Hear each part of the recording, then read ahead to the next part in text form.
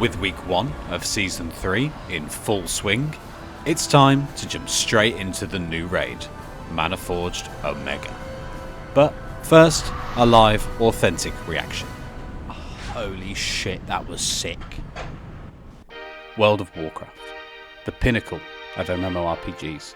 It's a game for the min-maxers, the lorehounds, the collectors. And then there's me. I'd call myself part of the casual player base. But I want to turn from a casual player into a 100% new zones casual player. So here's the challenge. Complete 100% and all the things for 11.2 before the new expansion launches. This is Race to Midnight.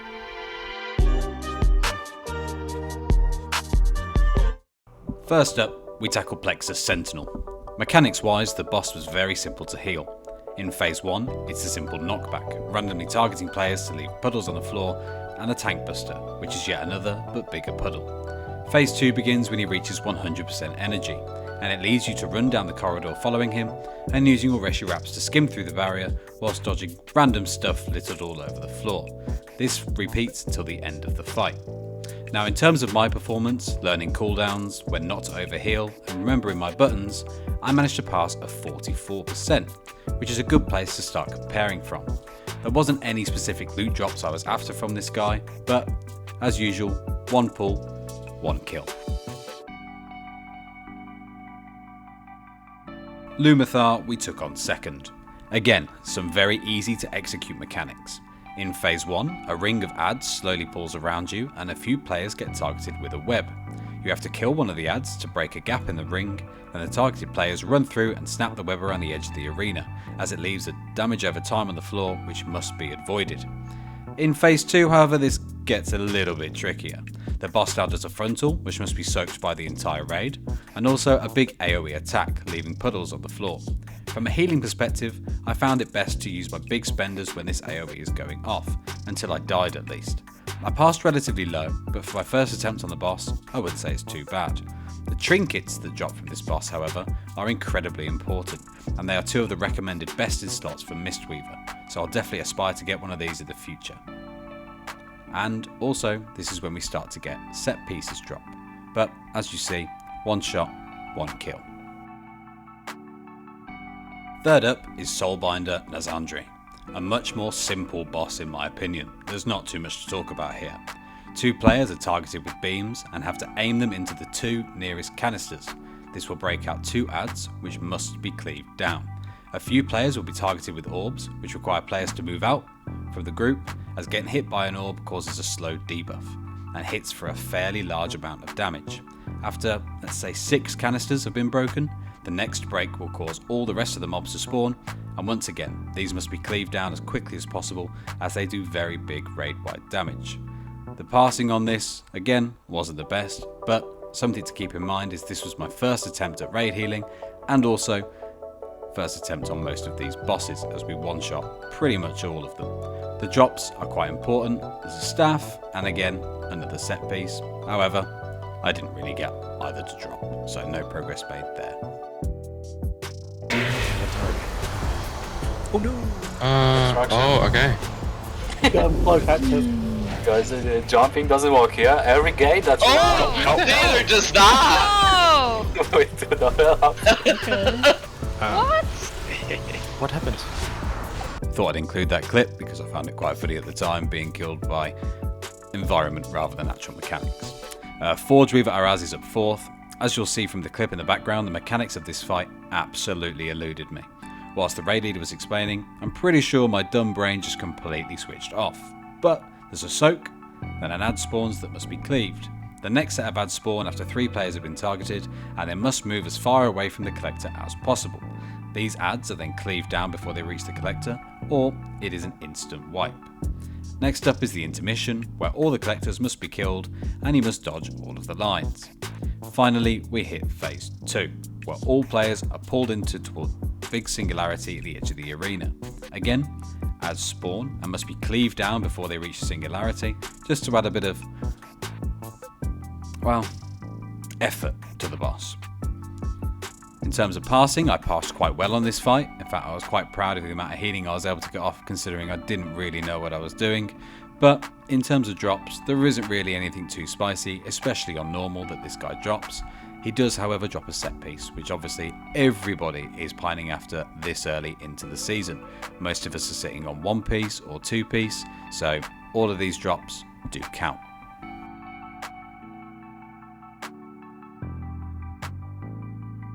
The Soul Hunters.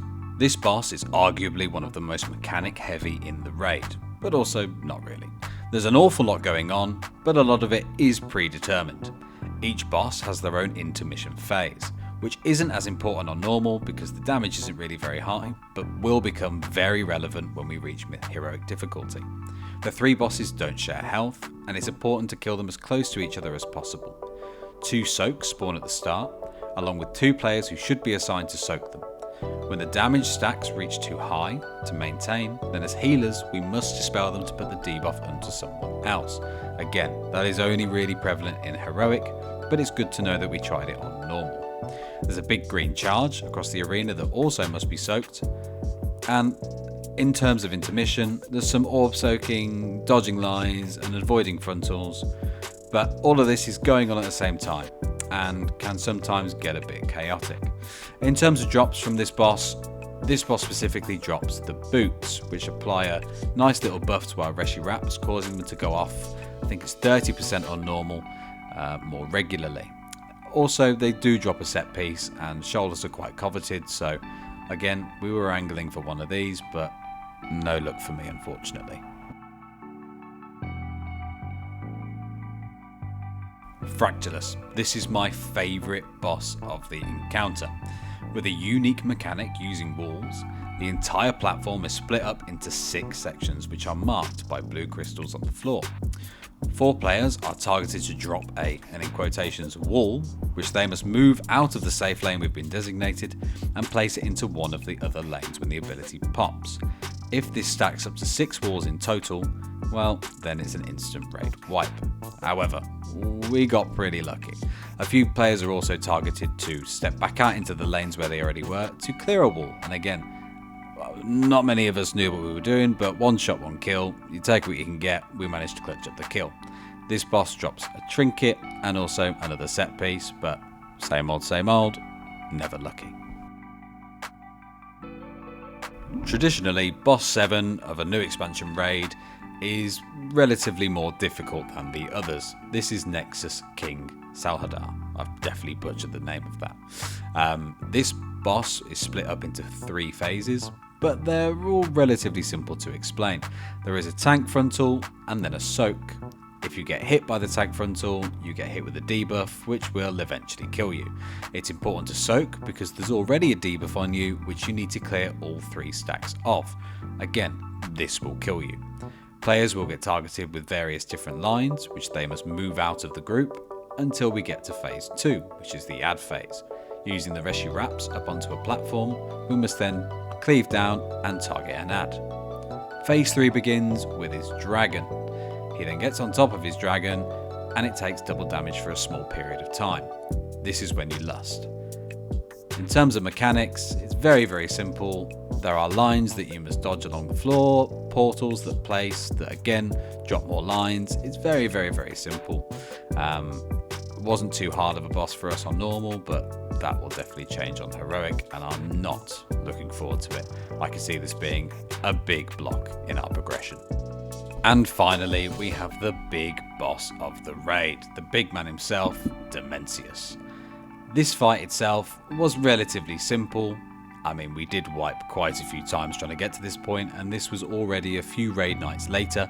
We do 2 raids a week, and this was on the Sunday. It's a 3-phase fight. There's various different mechanics, including excess masses, positioning. We'll go into more detail when we get to the heroic version of the fight, because that's where I reckon it's going to get a bit more spicy.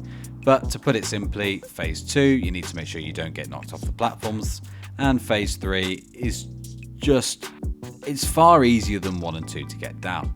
There's various different things happening at the same time, and it's very easy to unfortunately die to one of them, like most of the raid did on this attempt. But we got it down, and in terms of drops, yet again, we got nothing.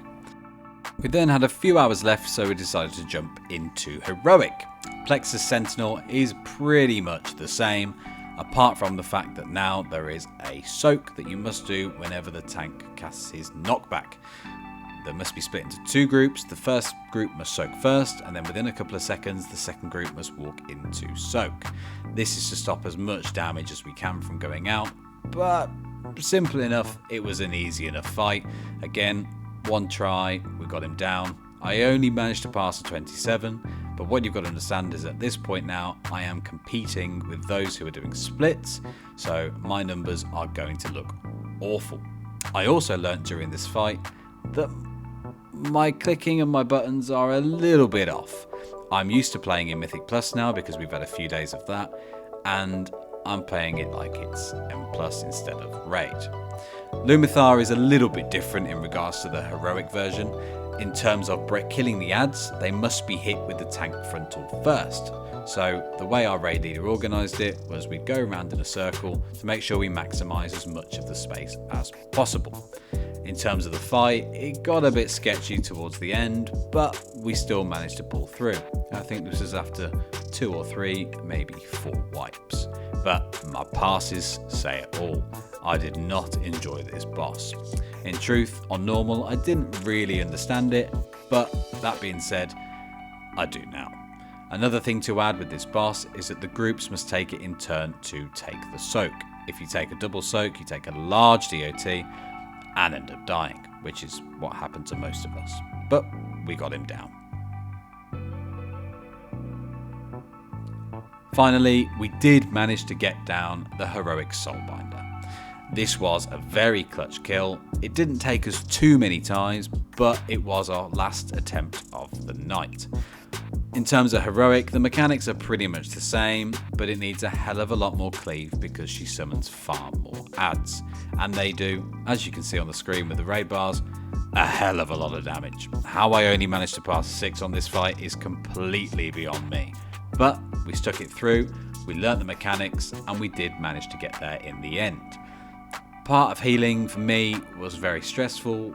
Watching people's health bars pretty much hit 0 constantly. It's something that I need to get used to, but going into the next raid week, I've got a funny feeling I'm going to be performing quite a lot better. Which leads me on to the end of the video, where we're going to do a quick recap. So obviously I have 3 goals, number 1 being collecting. In terms of the Manaforge Omega raid, I managed to hit 9.11% in terms of achievements and appearances. For the actual city of Tazavesh, I managed to hit 47.81%, including things like rares, quests, etc. And last but not least, the entire patch zone of Koresh, I'm sitting at a lovely 45.19%. Next up is goal 2, which is Mistweaver.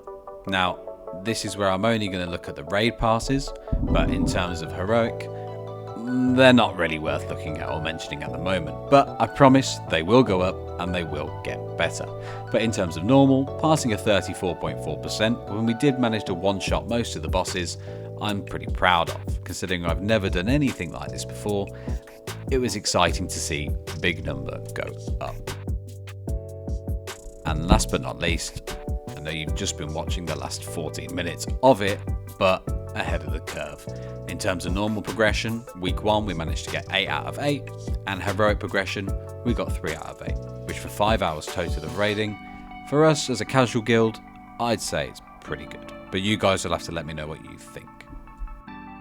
Thank you very much for watching.